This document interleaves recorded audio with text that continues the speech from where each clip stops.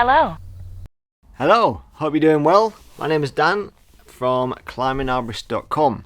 Staffing seems to be a huge issue in the entire tree care industry. And I'm just wondering why that is. And is it going to get any better? Is there training to keep people coming through, to keep new arborists coming through?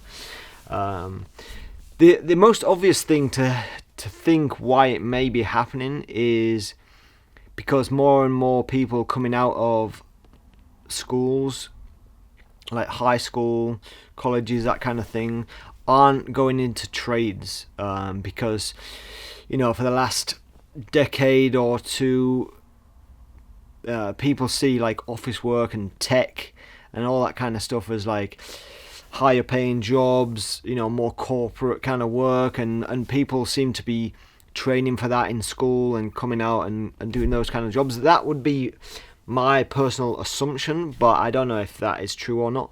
And people and the trades are kind of getting left behind, and especially arboriculture. Now, is that true? Has it always been that arborists and tree workers have been really hard to find? What also seems to be happening, especially in my part of the world,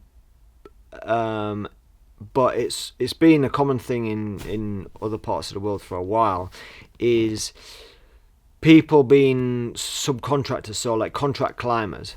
That's been a thing that's been around for forever, but especially in the area that I'm based in now, it wasn't really a thing when I first moved here.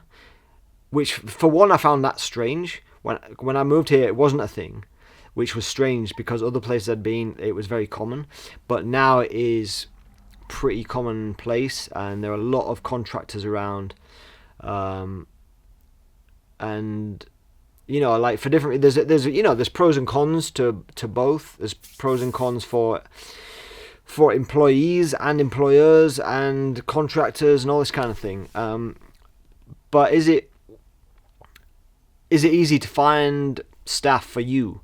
So let me know if it what your opinions are on this topic really, and why you think there is a lack.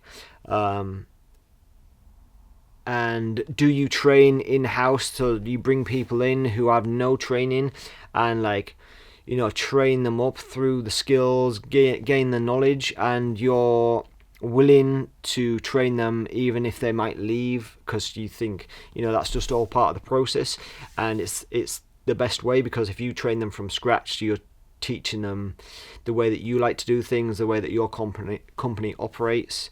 Or do you like to bring in skilled people because you don't want to waste the time training to then have them leave?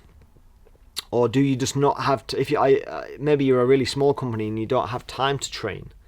So do you then just want to bring in experienced people because who's going to train these people? You just want to bring somebody in that can do the job, can run the crew, has the knowledge, that kind of thing. And then there's contractors. Do you use contractors? One, why do you use them?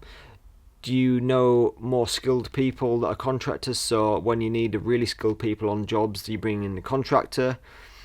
Do you use contractors just because you can't find enough people, so you have more work than you have employees, and you just, whenever you can, you bring in contractors just to try and get through the work?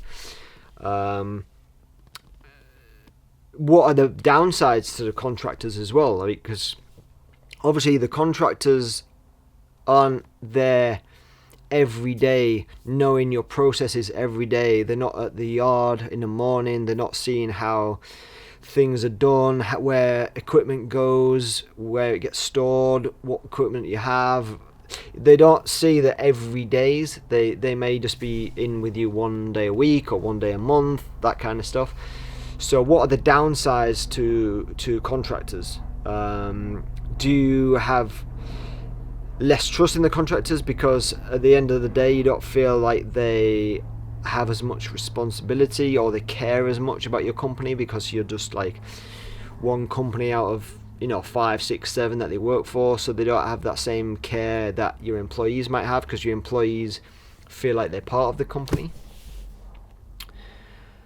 And then another thing, a huge one is, how do you retain your staff? Because if staff are that hard to come by, especially the good ones, especially the experienced ones, the knowledgeable ones, like, retention should be almost like top of the list, because if you can retain them, then you don't have as many times as you're going to have to try and find them. If you can't retain your staff, look at what is the problem. Why aren't people sticking around? Obviously, number one, the obvious thing is pay, but I feel like pay, if you're somewhere average among everybody else around you, pay is not usually the reason why people come and go, because getting an extra dollar here or there, or getting paid a little bit less here or there, rather than, is your company, is it got good equipment? Is it run well? Is it like efficient? Is it safe? Is there a good camaraderie? Is there training? Can you benefit from being there? Like, so are you going to learn things along the way? There's so many things that you can implement, especially if you're a big company. Big companies need to sort of create culture, and they need to create training. It needs to seem like you're not just a number as an employee, that people actually care. Maybe that's just the managers and the bosses being more personable, like speaking with you every day, like, checking in, how are you doing, or like just feel like you're kind of part of the team, rather than, oh, you're just working for me to like earn me an extra dollar here or there. So what, like, because there's so many companies around, there must be lots of different thought processes. And have you analysed your own business? Have you seen what you can do better? How you can retain your staff? How you can attract staff? How you go about recruiting staff? Some of the larger companies, I know, they'll go to the trades colleges and put on a bit of a presentation to try and entice new graduates to go and work for them, because they hear about them. Give them knowledge, give them an inside look at what that company is like.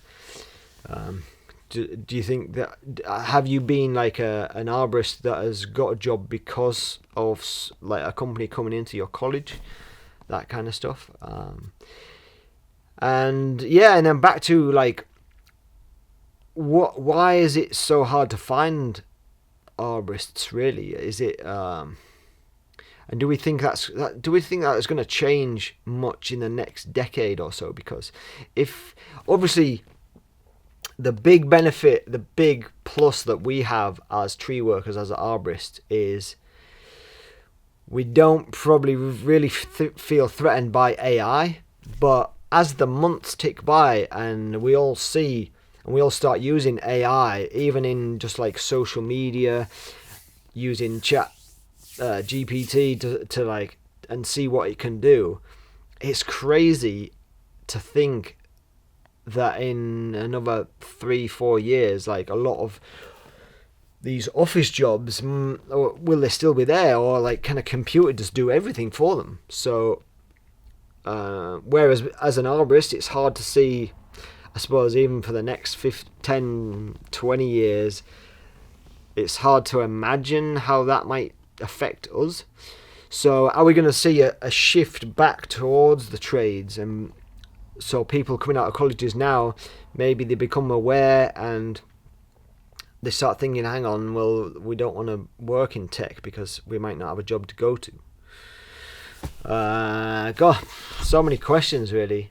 And this is just something I've been thinking of. So because I've been thinking about that, and we as Climbing Arborist, we run a job board, like a job website, climbingarboristjobs.com. We have just changed and upgraded the platform that we use. So now we've integrated into the job board that contractors can basically, as an employer, you can look for contractors as well as employees and arborists, consulting arborists, plant healthcare technicians, all of that you could apply that you could look for before. Now you can post and search for contractors if there just aren't the employees around. But also, if you're a contractor, we've added a bit where you can post your availability to the website. So if you're a contractor and maybe you work for like 2 or 3 different companies, but you're interested in putting yourself out there to like reach out to other companies in your area or further afield, or maybe you're just starting out as a contractor and you only have like, one day here, one day there, and you have lots of availability. We've put a section where as a contractor you can post your availability, and this has all come from just myself being in the industry and seeing firsthand that finding staff is hard, but also hearing from friends, colleagues, other companies in my area and then further afield, people always posting to find staff. So I thought, well, how can I make a job board that's slightly more than just looking for just regular staff? Like if the regular staff numbers aren't there, and the pool of people isn't there, then I need to kind of add in another section to kind of widen the pool and open up to other people. And I think companies are going to have to open up to using contractors more than they ever had, or even they may never have used contractors at all. There may be good reasons for that, or they may be just never done it, so they haven't thought too much about it. But yeah, as a company owner, you may have to start resorting to contractors just to get through the workload, or just to replace staff as they leave. Maybe an interim solution, or maybe a long-term solution. Who knows? But I would love to hear your thoughts on it, because it is an interesting topic in why the numbers seem so low. Or do you think it's always been like this? To me, it doesn't seem like it's always been like this.